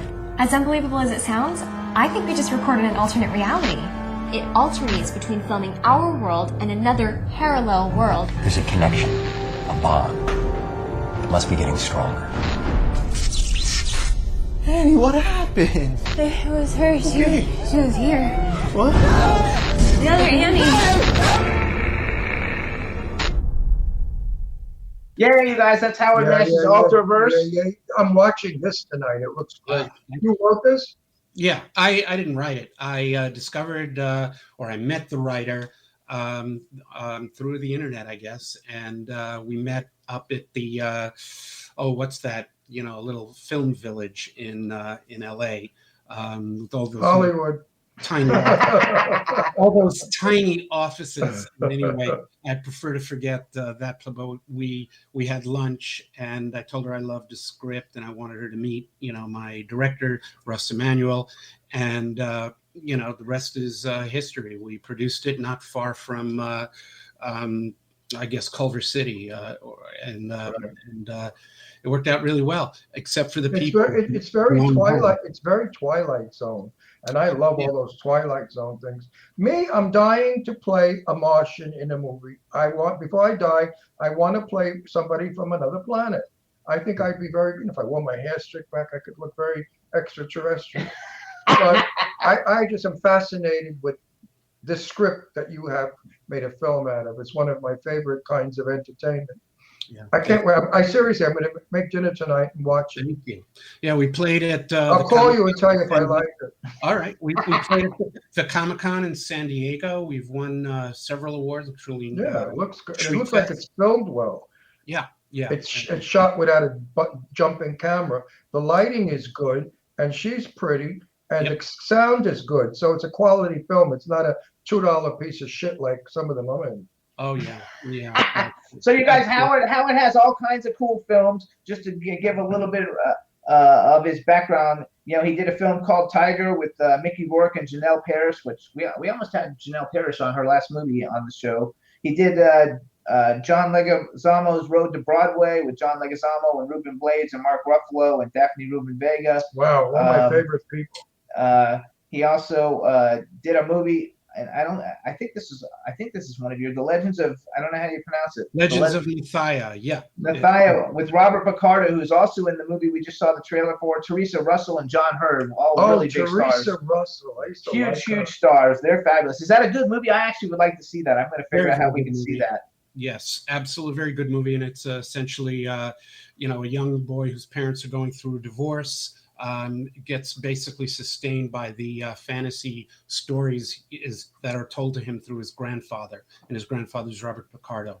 And, we see almost like Princess and the Bride type of parallel where when he gets into the story, you see these, displays of magic and violence and heroes in order to instill the courage in the little boy who's going through this crisis with his folks. It seems too Robert Picardo is kind of like your go-to guy because he's in several of the films and everybody recognizes. They might not know him by name, but as soon as they see his face, they know who he is. And I remember Teresa Russell from Black Widow. Yeah, and she was fabulous John in Hurd. that movie. That's when I first knew who she was. Yeah. I also got a trailer. So I guess you're also doing television, and you have a TV show, and I want to show this because Ron's going to freak out because he will hate it. So you have a new TV show. You're shopping the pilot around to TLC. I think you're trying to go to. Well, no, I'll bring it up to date. It broadcast on the Discovery Channel, Discovery Plus, and TLC in June. They're the sister stations. And now I guess they're doing the research and the focus groups to see whether or not we get the green light for a full TV series. And why would I hate it? How do you make up my mind for me? Because the TV show is called Filth Fighter. As long as it's not like that Caterpillar movie. No, it's not like Felix Unger's taste. It's not. That was the worst piece of garbage ever put on film. Was that Caterpillar movie? He doesn't know what you're talking about. He's talking about. He knows what I'm talking about. No, because I bet he doesn't see that. Human Centipede. He's talking about Human Centipede. I know it. I know of it. I didn't see the movie, but I know. No, I wouldn't watch it either. Awesome. I heard about it, and I said, never will I watch anything as gross, disgusting, and hideous as that. Hang on. So here's what we're going to do. We're going to go because he's got another movie after this one, and then we're going to are we allowed to talk about the new project that you're working on at all, or no? To some extent, yes. Okay, How's that an answer? Okay, perfect. So I don't know anything about it. First, we're going to go to this one. So you guys, here's the trailer. The trailer for Filth Fighter, and it's really gruesome, and I think it's fun to show because we've never shown anything like this on the show before, so it'll be a lot of fun. It's Howard Nash's Filth Fighter. It's a reality show about cleaning up people's filthy houses. Oh, send them here. Film an episode here. So anyway, here you guys go. This is Filth Fighter. Check it out.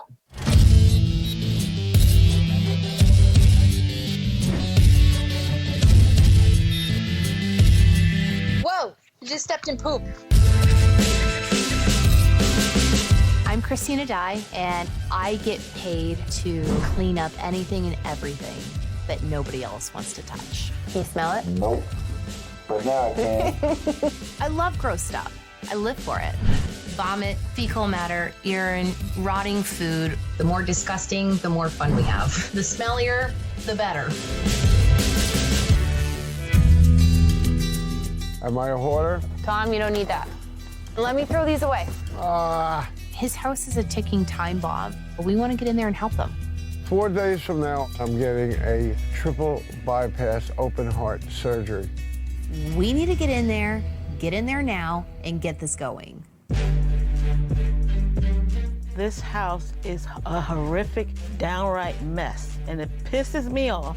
I would be furious if somebody hoarded in my family home. This is disgusting. Who lives like this? She needs to sell this house. That's not happening unless we turn this house around. Now.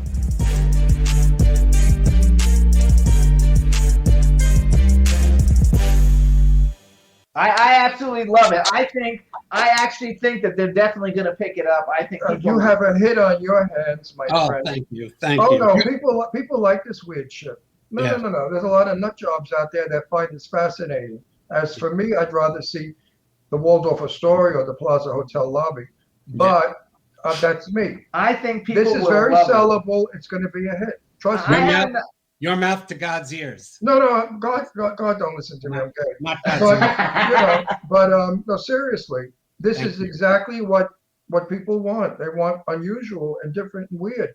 It's better than the show where they show people that are pack rats. What is that show? Hoarders. The Hoarders. This is better because it goes in the toilet bowl, which I could live without. But I love it. I have to tell you too, because Jimmy likes sicko shit. I don't watch a lot of reality TV. But as soon as I saw the trailer for this, I was like, they're gonna pick it up. This is gonna be a hit. No, it's definitely going. And the other show that I like a lot that I only watch it like when I'm in my office. I don't watch it with Ron because he would have a heart attack. But I like the show Dr. Pimple Popper. Oh, come on! He came right after Dr. Pimple Popper. Okay, well, Dr. Who Pimple the hell Popper. wants to watch pus coming out of a pimple? I mean, but it's not just pimples. I mean, they have like gross and all kinds of stuff. Shit. I don't find that entertaining. I find that demented. Demented people watch that shit. Oh, you got to be a little more famous. It's entertainment. Watching pimples pop is It's not just pimples. And people have like big gross on their faces. Oh, that's even better entertainment. And they ooze You gotta the shit balance out. it out. Yeah. Yeah, you got to balance it out. So then let's go back real quick. So you guys listen up. So to watch Ultraverse, you can go to Tubi, Amazon Prime, and what was the other place? Was there another place? IMDb TV, which is owned by Amazon, and of course, when you check in, Amazon will also have DVDs and other things for sale for Ultraverse. So that's I like the Blu-ray and DVD. The Universe movie I'm watching That's it, tonight. Ultraverse. Then he's got another one. That's class. That's good. That's for nice people to watch. Nice, normal people. I cannot wait to see that film tonight. The toilet bowl one, I'll pass on. I wanted to show it to everybody. People usually do. Oh, you said pass on. Sorry. That was good. That was good, Howard. Play on words. So then he's got another film now. Is American Whispers also available now? Yes. Can you just give us a quick synopsis of American Whisper? Sure. American Whisper is the true story of the murder of an African-American family in the 1970s. And we brought it up to date. The case is still unsolved. And we're trying very much to push the New Jersey prosecutors to reopen the case because obviously the technology is so much better now than it was then. A lot of the evidence has been preserved, and we'd like them to try to go back and reopen the case. Of course, the father for a period of time was the suspect, but he was cleared fairly quickly. But there were a myriad of reasons why the case was botched by the two police precincts working on the case, New York and New Jersey. And so this tells the story through the eyes of the main character, who was the father. And we did it from a point of view of kind of a found footage presentation. So essentially you could get more of I'd say a bird's eye view and a closer look of what had actually occurred. Okay, so tell me, how were they murdered and who was murdered? His wife and his 3 children were murdered. Terrible. Yeah. Terrible. And he came home and discovered the crime. And someone mentioned that it was a hit. And in the movie, there's kind of like a rogues gallery of characters who could have possibly done it, but it was never resolved. Were they involved with drug selling?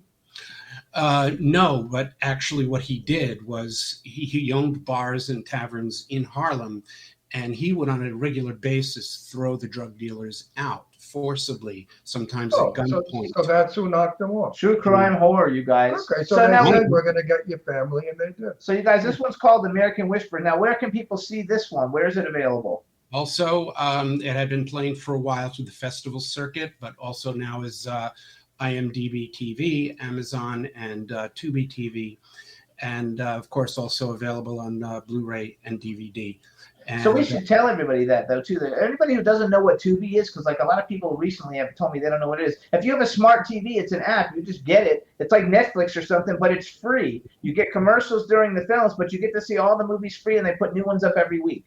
And I don't even think you have to register. You just go in and you just go in and watch it. Yeah. So it's really cool. So And this the- is, I'll watch that one too. That sounds good. so this I'll one is watch American Whisper, you guys. Howard produced it. Did you write this one also, or no? I co-wrote it. I co-wrote the script, and with Rod Cavan, my writer and partner in crime, and I raised the money. I produced it as well, and we shot it like within 2 weeks.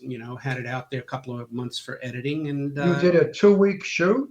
we did a 2-week shoot, and it's won a slew of awards. I think we're up to How like the hell do you do a 2-week shoot? How long is this film?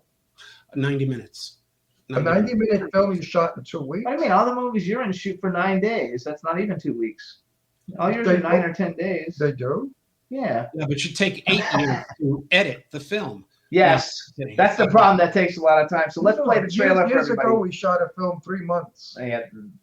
We took to shoot a film years ago. So you guys, this is Howard Nash's film American Whisper, available on Tubi TV and everywhere else. Check out the trailer now.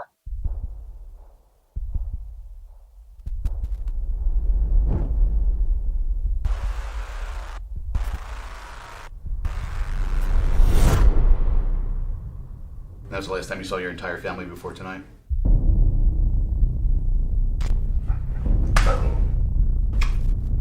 Janine. Hey, baby girl. Hi, Doc. Any domestic problems, Josiah? Kids have any problems at school? Neighbors? We're just a happy suburban family. Whisper. All right. You got the American dream, and I delivered it to you. But Whisper, he's reckless. More money, more money.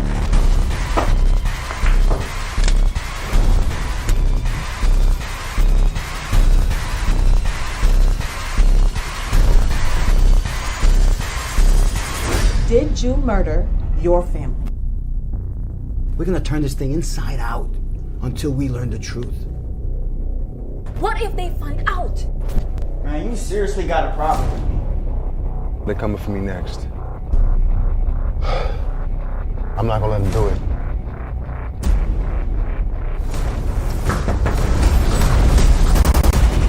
Oh my!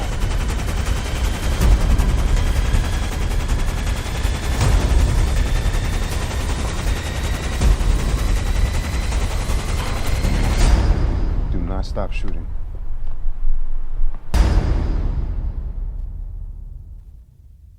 Okay. Now, the father knows exactly who murdered his family. But he was warned that he will be dead if he tells the cops. This is an old story that I grew up with in Brooklyn. I mean, you do bad when you make a deal and you get your family killed. It's sad, but true. Well, you brought up a very good point. He didn't do it, but indirectly he kind of lived a life where, he might have had an indirect role in what happened. Well, he was warned, if you don't cut it out now, we're going to kill your family. And he disregarded it, thinking they weren't going to do it, and they went and did it. But now he cannot tell the police who did it because they will kill him. So to save his ass, he's not solving the murder mystery. Yeah, it was one of the news reports where police say he's holding back. He knows something. Of course he's holding back. This is a story as old as time. But it really happened. I know it really happened. Jimmy, do you know how many? Listen, my brother-in-law, Michael Papa, was a drug dealer, and they went and they killed him and his wife in Bayside, Queens. I know what happened. By the way, too, they all loved all the trailers. Everybody in the chat room loved all of them. So you Was guys that again. It's a very, very real film, and it's going to be a little disconcerting to see this happening to this lovely family. It's a sin. Yeah, I mean, he moved, one of the first families to move into white suburbia. He bought a huge house in Teaneck, New Jersey. His bars and restaurants were in Harlem, which is why both precincts worked on the case. But they dropped the ball. Oh, if he was in Jersey, I know Jersey, Mom. No, forget about it. Yeah.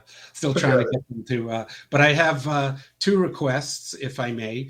Yes. One is please get on the site and please let TLC know that you love Filth Fighter. And if you Well, have how do we do that? Explain to our audience. TLC Doesn't know. has a website. TLC has a website where you can communicate with them. I wouldn't ask anyone to write a letter, put a stamp on it, and send it. You can communicate with them through. All right, let me simplify that for the old bags out there like me. You go to TLC, and then what do you do once you're there? Contact us. Everybody has that at the bottom. And we say we like your show. Yeah, we loved Filth Fighter. Could you please bring it back as soon as you Okay, so everybody out there, I'm asking you as a favor to do this for this man, because his film is a very, very important film. Very important. That's the TV show for that one. And the TV, and what, that TV show? The Filth one. Oh, okay. Even all of you out there who like a good laugh, go to what is it called? TLC. Oh, the Learning Channel. They don't call it that anymore. It's just TLC. Yeah, I know. But when I grew up, it was anyway. the Learning Channel.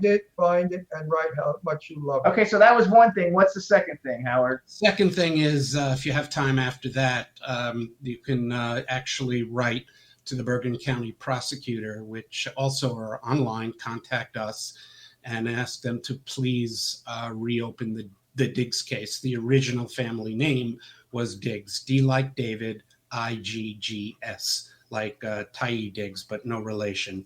And just justice for the family, and also you can visit the page on Facebook and on Twitter, and there's more information about how you can contact the right office and ask them and demand literally to have the case reopened. Now, is the husband still alive? No, he met with an accident?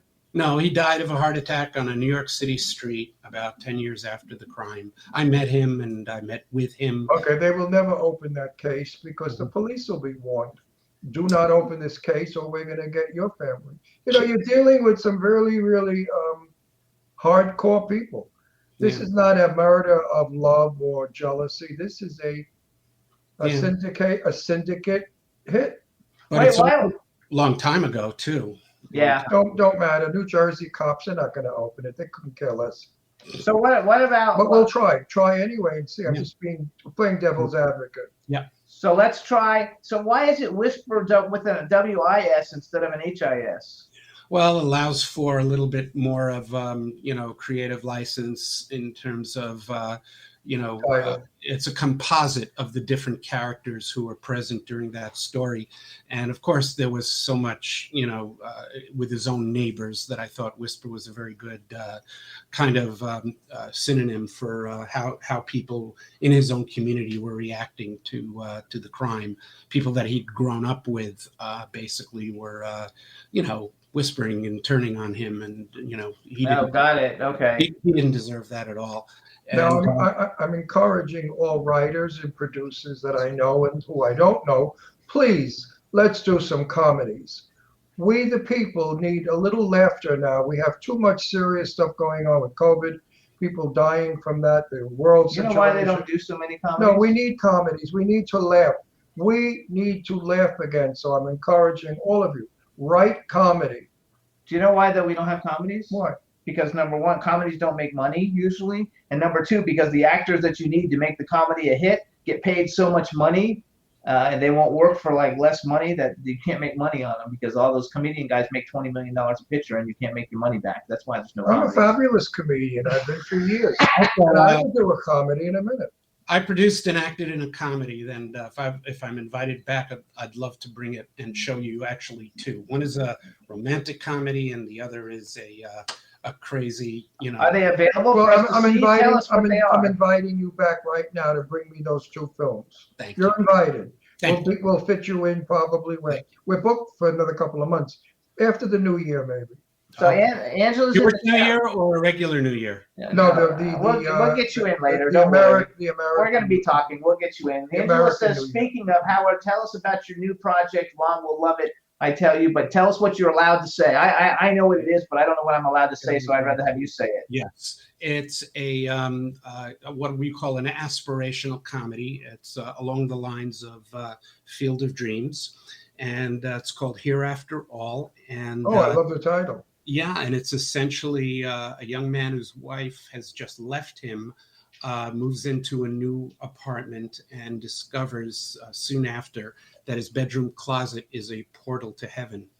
Oh, I love this. Now, this I want to see. This is my kind of stuff. Might have a part for you, actually. So we'll hopefully, fingers crossed. But it's I don't do 2 lines. No, it'll be a good part. Don't no, worry. no, it's 3. It's 3 lines. 3 lines. I'll think about it. No, seriously. This script I would love to read, even if I'm not in it. Well, the because guy I on your love the idea. right, he has a copy. I have the script, and I'm like looking to see if we can, find some people to help with it because it's a really, you guys, this is one of the best. Is the script finished? Yes, it's one of the best scripts I've read, and I read. Do you have a deck? I get about 50 scripts a week, you guys, and I can't read all of them, obviously, but I actually read this one because of Angela Joseph, so we got to give Angela Joseph props. No, we need this. We need this kind of movie. This movie. We need to go to heaven. We need to go to other places to get out of COVID and the mask and all that bullshit we're going through. You guys, this movie is really, really good. So if you guys know any investors, we need about,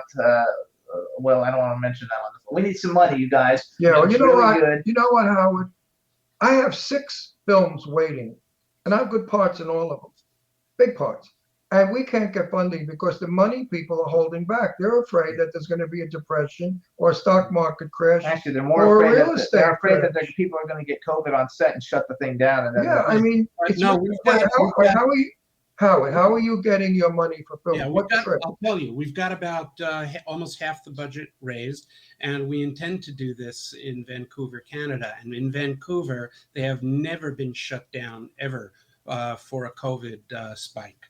And we've been shut down in virtually every city we've been filming in. We resume filming, but we've all been shut down, and that's what the investors are afraid of.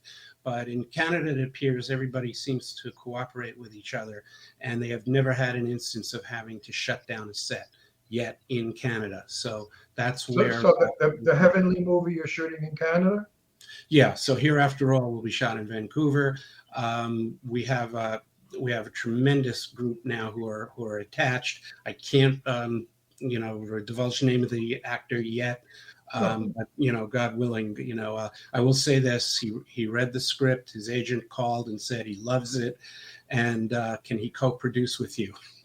And he also, and it's like. Sure. And, of course, if the name is big, you co-produce it. Yeah. You even go to bed with them. Look, I sleep with the producer. They get parts. There you go. You guys, anyway, you my guys, husband, everybody put out positive vibes for us because we're going to raise money for this. Ron will be in it. It really is an inspirational, and But tell me a little bit. What happens when you go through the portal? No, Just can't. a little bit. A teeny weeny bit. We only got 2 minutes. Do you go to heaven? Do you see No, heaven? You can't tell you that. Well, tell me in private. Okay. I'll read the script tomorrow. Yeah. It's a very, very easy read. It's a very cool I script. like easy. And it's a lot of fun. So you guys, this is Howard Nash. You can follow him on Twitter at HowardNash5. He's also on Instagram, but I don't know what your Instagram is because you don't post on it a lot. Howard. I'm on Facebook, though. I am on Facebook. So guys, Howard Nash on Facebook. The films that we showed you stuff for, Alterverse and American Whisper, both on Tubi. That's probably or Amazon Prime. Filth Fighter, we want to contact TLC, see if we can get it on as a regular series. You guys saw how filthy it was. It was awesome. And he's just a cool guy. We want to thank him for coming on the show. And I want to thank Angela for introducing us. Thanks, Angie, baby. And Thank Howard, you, Howard, I think you got something going. Thank you. And, I think that you're going to go places. I think your career is going to start to take off in about a year or two once we're out of COVID. Thank you. Because you have good taste. And I like the two films that I'm going to watch. Thank you. One has a totally different meaning than the other, which is wonderful. It shows that you are versatile, that you're not just Alfred Hitchcock, one thinking. Yeah. And that's important in our business. You have to be flexible to feed everybody. Don't forget, we are a diverse world now, and we have to feed the diverse world what they want to eat. Yeah. Also, you guys, and you're doing that. You're a smart man. Thank you. Also, everybody too, we want to have everybody give props to our new engineer, Roxy, who's made lots of things possible for us, and the fact that she's engineering us so greatly and being able to show trailers and music videos now and putting up all the comments and everything. So from all of us to you, Roxy, thank you so much. And Howard, are you directing The Heavenly One? No. No, this is written and directed by Travis Oates, a tremendous director who lives in L.A. And he did a phenomenal job. He used to run the Acme Comedy Theater in L.A. Oh, So good. And now wrote a good director, a good actor makes a good film. There we go. All right, everybody. So we got to go. This is Howard Bloom. Thank you so much. Howard Nash. Sorry. Thank you so much. You guys. All right. Bye, everybody. See you guys next week. Care. Thanks, Roxy. Thanks, chat room. We'll see you guys all next week. Bye-bye. Bye, Ron. Ciao. Take care, Howard. Can turn out to be so wrong. Yeah, we in the mix. Yeah, we in the mix. It's another episode. Here we go. The Jimmy Star Show with Ron Russell. Interviewing the hottest, newest, and truest of today's celebrities. Make sure to subscribe so you can get notified weekly. Jimmy Star, he's the king of cool. Ron Russell, he's a gorgeous dude. Chat room is live and you would be a fool not to vibe with us at the Jimmy Star Show with Ron Russell. Come watch it live on W4CY Radio. Miss some past episodes, download on iTunes. The Jimmy Star Show with Ron Russell. It's the Jimmy Star Show with Ron Russell. Here's to getting back together, to planned lunches and unplanned cookouts, to grandma's recipes and smells that take us back, to passing down plates and traditions. Here's to warm embraces and familiar faces, to your best friends becoming best friends, to scheming, dreaming, and food still steaming. Here's to laughter and love, to growing closer than ever. For all of life's get-togethers, Chinette, here's to us.